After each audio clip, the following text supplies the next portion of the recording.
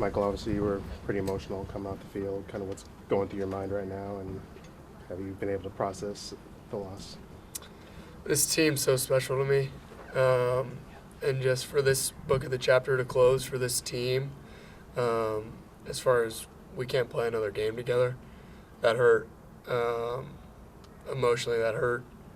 Just to not be able to play with those guys ever again, wearing the burnt orange. And, we talked about it.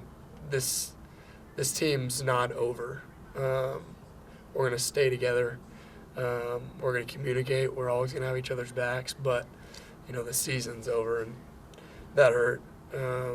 Wearing this burnt orange means something to me. It holds a lot of pride in my life.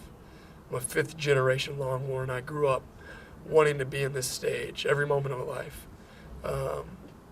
And to know that we left it out there, everything that we had, and it was cut short, that was emotional for me, and just got so much love for these guys, and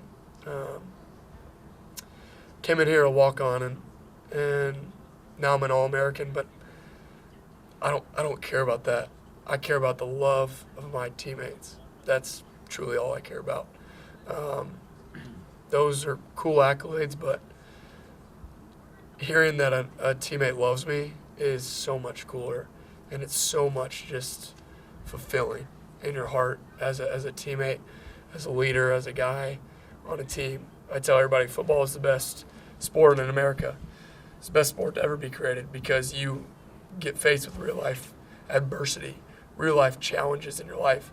How can a guy like Hayden Connor and a guy like Michael Taaffe, two different backgrounds, two different body styles, two different positions, be on the same team and have the same love for one another? That doesn't happen unless you're playing the game of football. So, man, this burnt orange is so special. This team is so special. And we gave it all we got.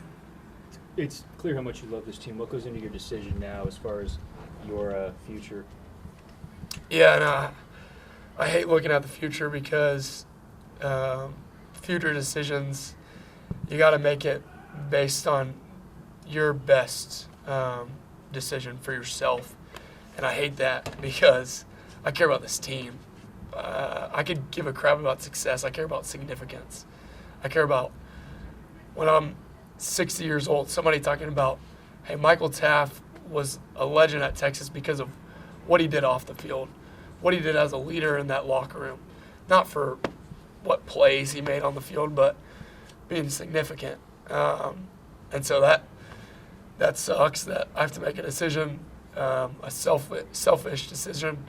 But just weighing what's best for me. I'll think about that for the next couple of days, and I'll make a decision. But I know I came here to win a national championship, so got to think long and hard about this decision. Was the frustration in getting this close twice and not being able to get over the hump for you guys?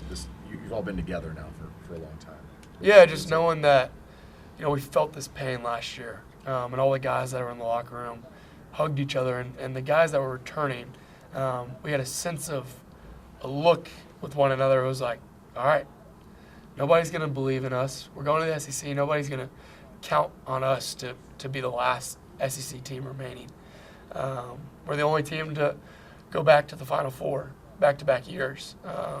Nobody else is that was in the Final Four last year is in it this year except for us. And so just knowing that we got so close, and I saw the vision for this team, and just knowing that vision got left short hurts. How about moving forward? I mean, there's some unknown commodities, you included, but when you look at the pieces and you know the culture and you know the bond, how do you see this team back here again and maybe even taking that next step next year? Oh, 100%.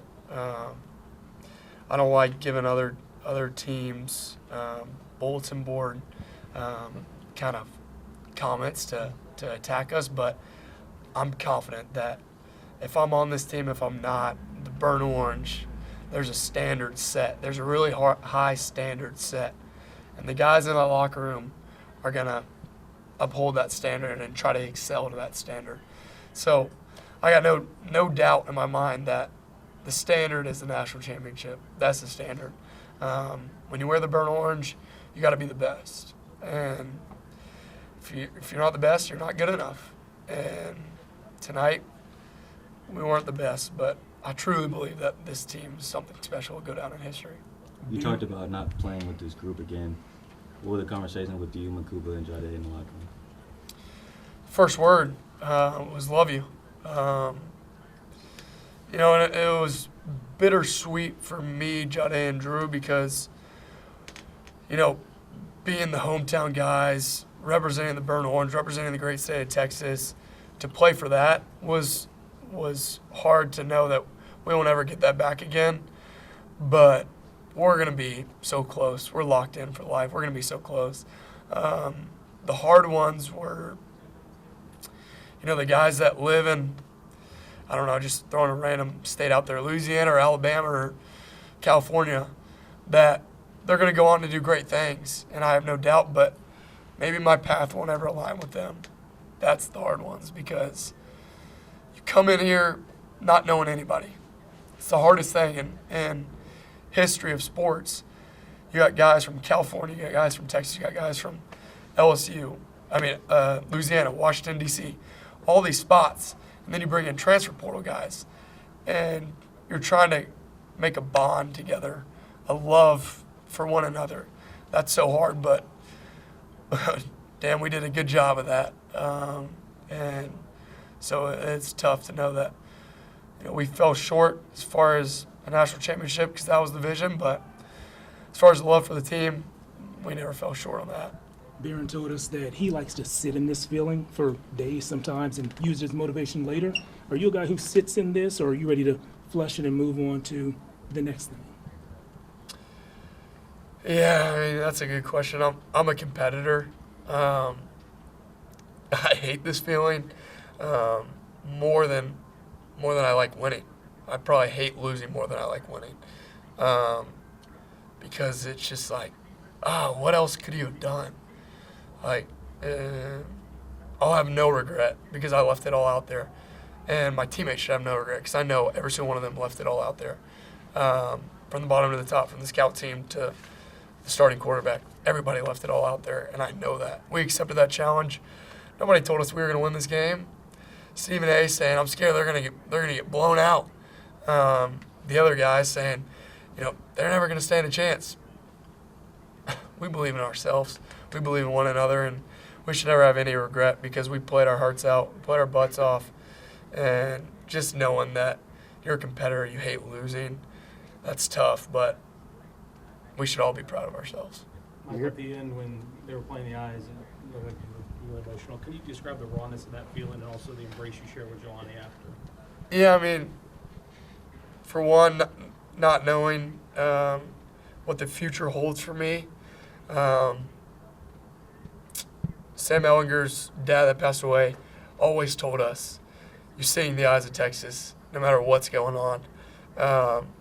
And so just to know that wearing this uniform that could have been my last eyes of Texas was hard.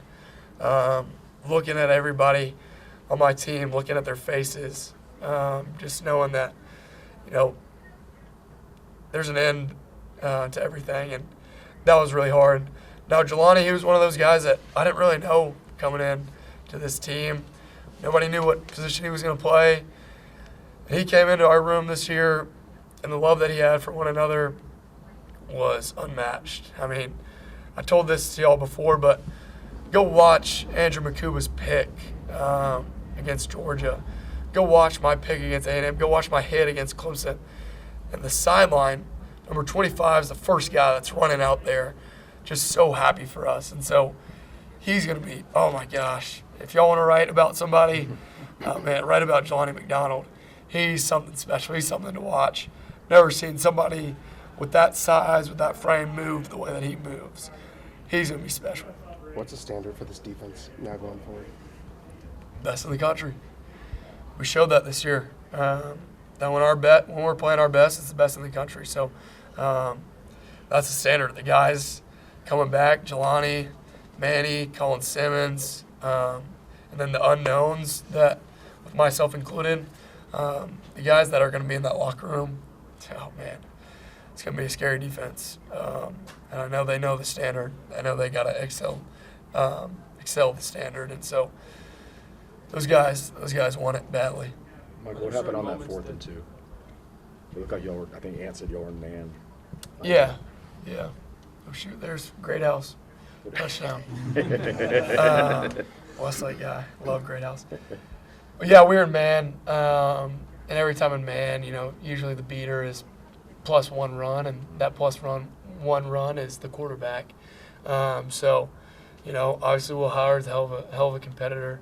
He was going to put his body out there on the line. So, just an unfortunate situation. It's hard to get off the field on 4th and 2. We're capable of it, but we got to execute and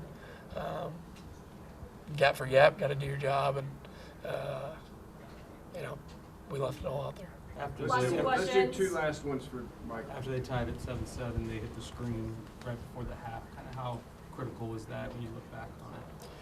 Yeah, to answer your question, obviously that was critical. To go into halftime, them scoring, and then them getting the ball back. Like, if you're looking at it as an analytics standpoint, that's super critical. But our defense didn't get phased by it. We went back out there and we had, 5 more stops back to back to back. Oh, wait, we came back with an interception.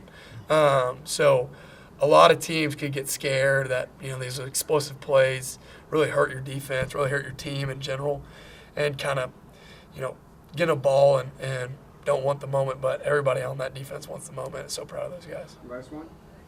Michael, do you want to be a coach someday when football's over, playing days are over? I don't know. A lot of people have told me I should be a coach. And whatever I want to do, I want to be a leader in life. I want to inspire others. I want to be significant. And I want to be remembered for somebody that left a legacy on other people's lives. Obviously, Coach Gideon's done that for me. So to give back to the community, that holds a special place in my heart. So we'll see what God's got for me. Thanks, Michael. Thanks, guys. God bless. He's one of the ones that said it.